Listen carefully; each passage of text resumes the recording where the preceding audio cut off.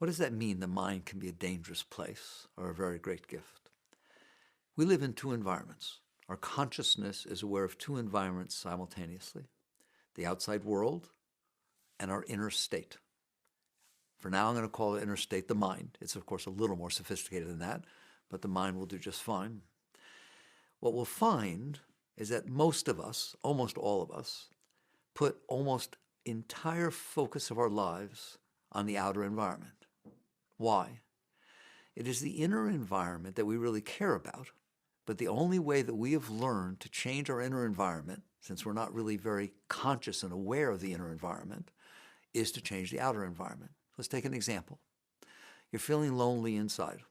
That's an inner environment. Your mind is bothering you. It's sitting there talking about the insecurity when you get older, and will I have enough funds, and what's going to happen to me, and so on. And you kind of start that when you're 12, right? That's called the mind can be a dangerous place, if that's how you're thinking when you're 12 years old. What do we do about that? What we do normally and naturally is to go outside and try to make sure that the outer environment is a way that supports this inner problem that we're having. Yet the truth of the matter is, the only thing we care about is the inner environment. That's embarrassing to actually talk about, but we care about our inner environment, and I'll prove it to you. Let's say you're not doing good inside. You're feeling depressed, your mind is bothering you, perhaps somebody just died or a relationship just broke up, and you're really in the doldrums. You're not doing well inside. Your mind is bothering you, you can't sleep well, and so on. What I'm going to do is take on a vacation to Hawaii and give you really good food to eat. And guess what? Not only do you not want to go, but if I force you to go, you're going to have a terrible time. Why? Because your inner environment is what you're experiencing, and the outer environment might temporarily distract you from the disturbance you're having inside, but it's not going to stay that way. You're going to fall back in. Most of the time, for most people, it doesn't even distract you. It's just your attachment and involvement in this inner mind, mental place that's going on is what is feeding you. That's what you're experiencing. And on the other side, the other example, the other end, let's say you just fell in love. You just fell in love. You just met this person. They're so beautiful. You're so excited. Your mind is telling you this, oh, this is the solution to every problem I ever had. I'm flying on cloud 9. And you get a phone call saying you didn't get the job that you wished you'd gotten, right? Guess what you say? Oh, I'm okay. I'm okay. Thanks for calling. All right. Let's say it says somebody else got the raise in the office. They call you and tell you. Say, please congratulate him. Oh, I feel really good about that. Just like it is amazing what happens when your inner environment's okay. That example shows you that it is your inner environment that you're trying to get right. If the outside can make the inner environment right, then you say, that's what I like. If the outside can't make the inner environment right, or if it makes it worse, you blame the outside. So you understand, and I know you all understand, that the mind can be a dangerous place. If it is sitting there bothering you, worrying, telling you things might go wrong, even when things are fine, they might go wrong, your mind can ruin your entire life. That's why it's a dangerous place. Why can it be a very great gift? What happens there? We're going to discuss that in later sessions in this mini course. What you will find out is if your mind is not bothering you, your ability to have a beautiful life is enhanced tremendously. And your mind can actually enhance your ability to experience life and enjoy life. But right now, what I want to paint out, and what I want to spend time talking about, is your mind is not behaving. You're not doing well with your mind. I sometimes use this example. Let's say you woke up in the morning and your arm was going up and down. That's all it was doing, just going up and down, and you couldn't stop it. What would you do? Oh, I know, you'd say, maybe I should be a painter. Maybe I should be a politician. No, that's not what you would do. You would go out and call a doctor instantaneously. There's something wrong with my arm. It doesn't stop going up and down. Why don't you do that with your mind? Your mind doesn't shut up for a second. It's constantly thinking and talking and worrying and plotting and planning and telling you everything that could go wrong, that is wrong, that you ever did wrong. It even does that, right? You don't call anybody up. I mean, I suppose if it gets too bad, you do. But as a general rule, you just accept that the mind is out of control. And that is a major problem because it goes wherever it wants to go. It goes to places it should not be going. I always pick on people, my strongest one is your past. It goes to problems you had in the past that aren't even happening anymore, and it bothers you about them.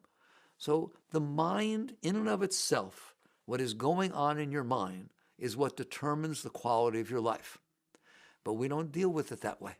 We sit there and say, everything needs to be what I need outside. That's what determines the quality of my life. And your mind supports that tremendously. It keeps telling you, you need to get everything outside the way it tells you. It's like a dictator. It tells you got to get this person to like you, and you better get this raise, and you better get this, otherwise I'm going to bother you. So a wise person, and we are all wise at the deep level, wakes up someday and says, I have a problem. And the problem is not the outside world. The problem is that my mind will not leave me alone. It is constantly telling me what's wrong, what I've done wrong, what's wrong with me.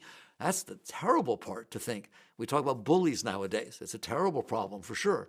Your mind is the biggest bully that ever walked the face of the earth. Your nose is too big. Your feet are long. Nobody can like you. Look at your toenails. You have a hammer toe.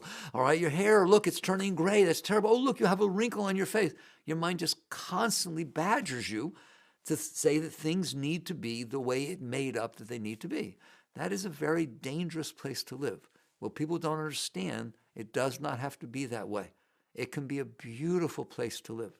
And if your mind is beautiful, then all of life is beautiful. It leaves you in a state where you're capable of giving, of serving, of doing much more productive things than trying to appease a mind that has serious problems. I like to analogize it to driving a car. A car is a very productive, wonderful thing to have, but not if nobody's driving. If it's just off on its own, that is some dangerous stuff.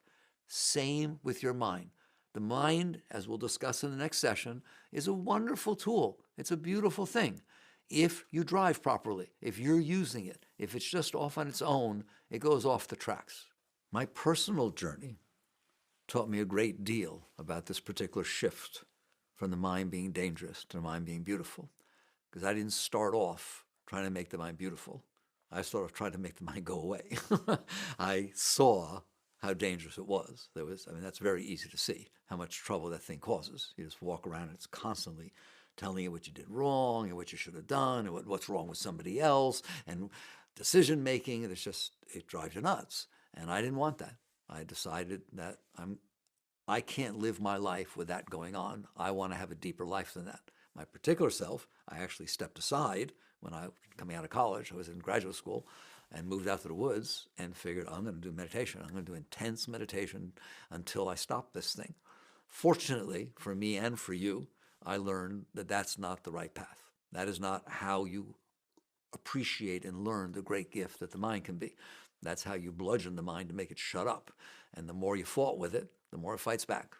And the more negativity you put in there, and you didn't meditate enough, you didn't do this enough, you're not doing enough yoga, you're not trying enough. It's just more stuff for the mind to talk about. We call it spiritual ego. It's just the same ego, the same noise. It just starts talking about spiritual things, and it's down on you just as hard as it was, all right? You don't look good, right? You care too much about how you look. Same thing. It's just going both ways. So what I learned is that there is a way to deal with this entire environment inside without creating more commotion by fighting with it, to turn it into something beautiful, that it can really be beautiful inside. And that's what we're going to talk about in these sessions, in the future sessions as we move on, is how to work with the mind to raise it up. It is your job to learn how to raise these energies of the mind up to a higher level so that they become beautiful naturally, as opposed to fighting with them and complaining about the difficulty that you have with your mind.